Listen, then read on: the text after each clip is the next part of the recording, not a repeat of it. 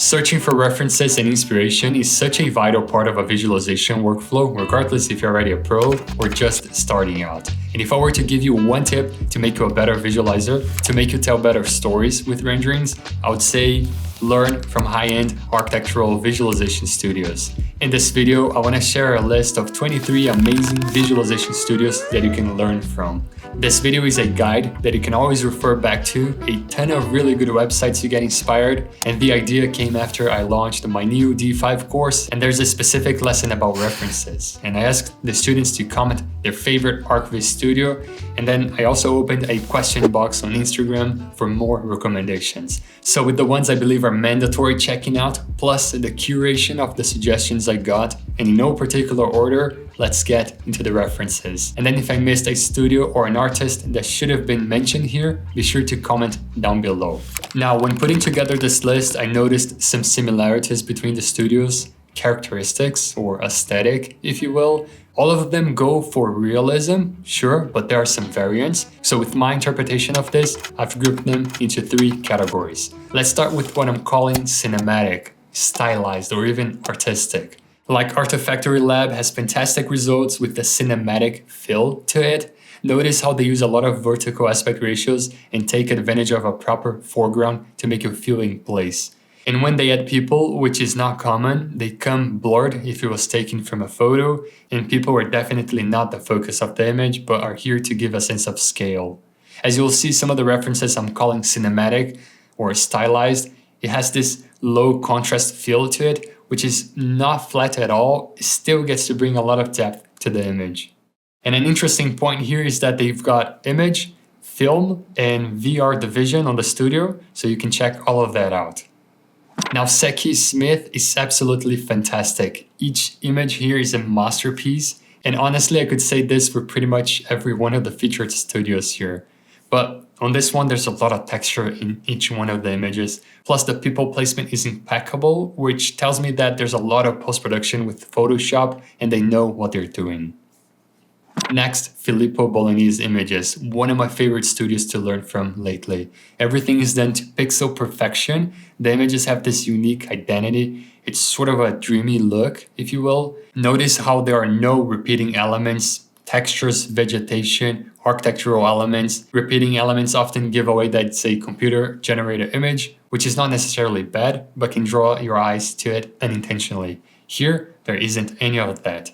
And just like the previous studios, they use the foreground as a storytelling tool. One thing that is worth doing is searching for the project and architectural firm to see more of the project. Some visualization studios often only show their favorite piece of a set of images they produced. Interno Esterno is another great studio worth checking out, and with all of these references here, notice how the composition, how it is framed and composed, how everything is thought out. Sure, the realism part here is done so well, but that's not enough to result in great images. There's a lot more here at play than just realistic materials and lighting. Next up, Flora. This one definitely earned its spot on the list. Look at how amazing these images are. And just like the previous studios, this one also has this specific aesthetic, right?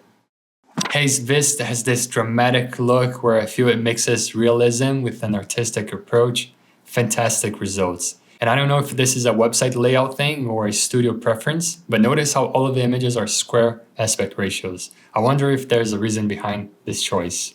And now to wrap up this first category, Judy Wang. With this unique style of visualization, another of that low contrast, full of detail imagery. This website is kind of hard to explore, to be honest, and really absorb everything that they produce. So to complement this, you can follow Agustin Pina on Instagram, which is an artist from Judy Wang. So many amazing studios and artists to get inspired from this first category. Now let's move on to a more traditional style of visualization. Again, this is not in order of quality, and I'm not here trying to put these amazing studios in a category box or try to define them in a simple way, but more classify this list of how I interpret them, and it can be easier for you to better search what you're looking for. Starting off with one of the most recommended studios, Tagmark. There's a large selection of images here to analyze and learn from various styles and projects. Then element visualization, and the website crops the previews, but once you go into the project, you can experience the amazing work they produce in full. Visualizing architecture from Alex, which has been the biggest inspiration for all of us. And I bet you all know this website.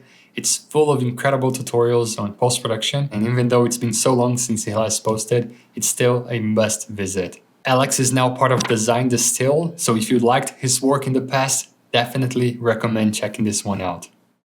Red Vertex has some very interesting work. It was recommended by a few people as well. Though the website is not great in terms of user experience, this might be personal, but be sure to go into the project and then you will have to scroll down a bit to start seeing the images. Amazing work as well.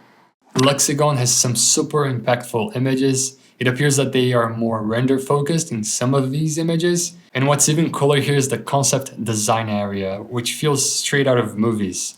Breaking out of ArcViz only references is definitely interesting, and this type of work can be part of it. And lastly, on this category, we've got EvaBox with a range of images. And with this layout on the website, it's quite easy to navigate and spot the ones that spark your interest the most.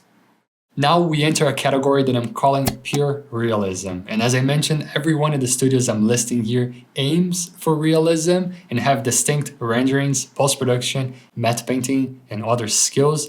But these next, I believe they push the limits a bit more, which again, doesn't make it better than the rest, it's just different. And it's good to have all of these possibilities to look at.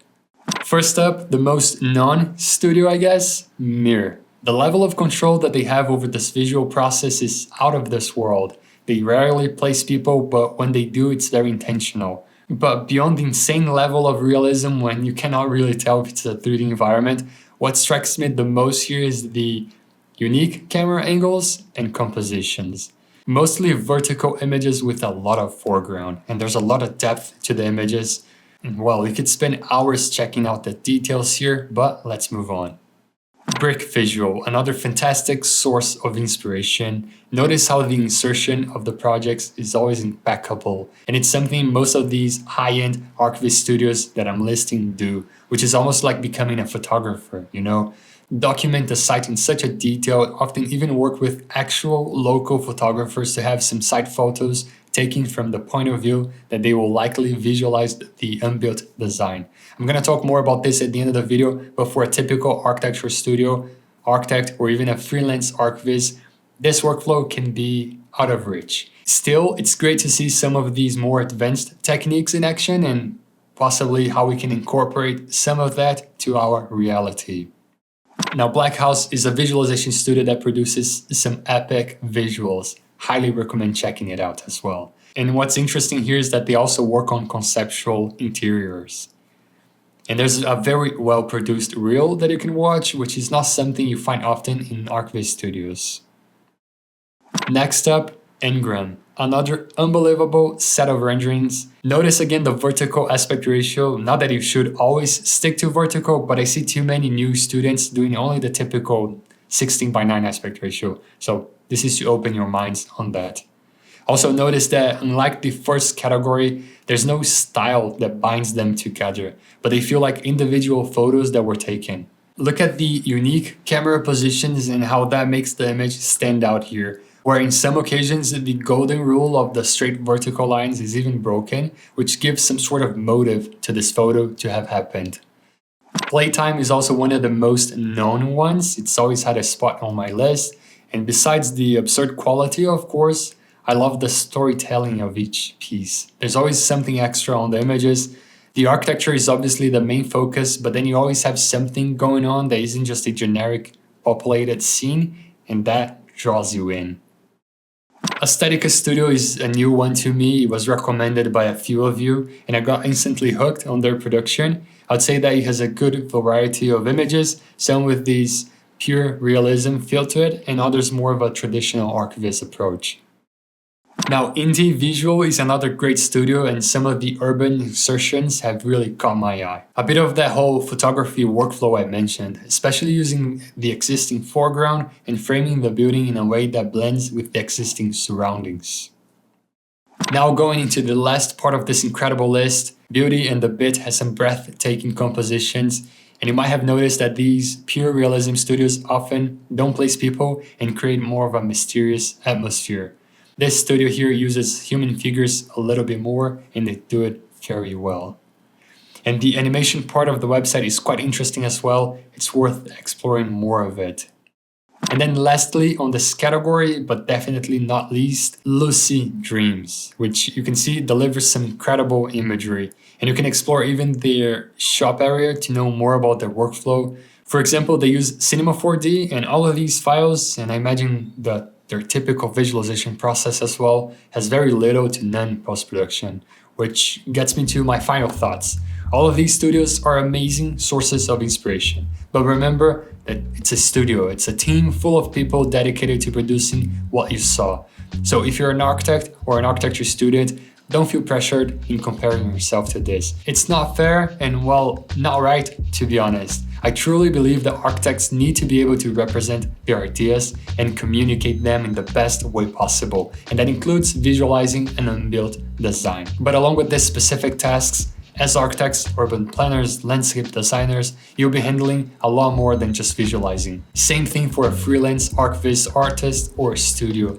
Take all of this as inspiration. You might not have a team of people each dedicated to an individual step in the visualization process, like modeling, texture, lighting, and more, which is a totally different thing when you have to handle all of that on your own. Now, one thing that ties all of these studios is that it doesn't really matter what software they use. Give them Blender, Cinema 4D, 3ds Max, Unreal, Corona, it doesn't really matter. They know the principles of realism, storytelling, and how to craft a fantastic composition. And what I mean by that is that it's not the tool that will get you these results. Don't get too fixated on that, but try to develop these other visual and creative skills. So dive into these websites, all the links are in the video description, go follow them on Instagram and start analyzing and dissecting the images. You can learn a lot by doing this. Subscribe if you like this type of content and want to see more, and if you're looking for an in-depth comparison on the best render engines for architects and my take on this, be sure to watch this video here.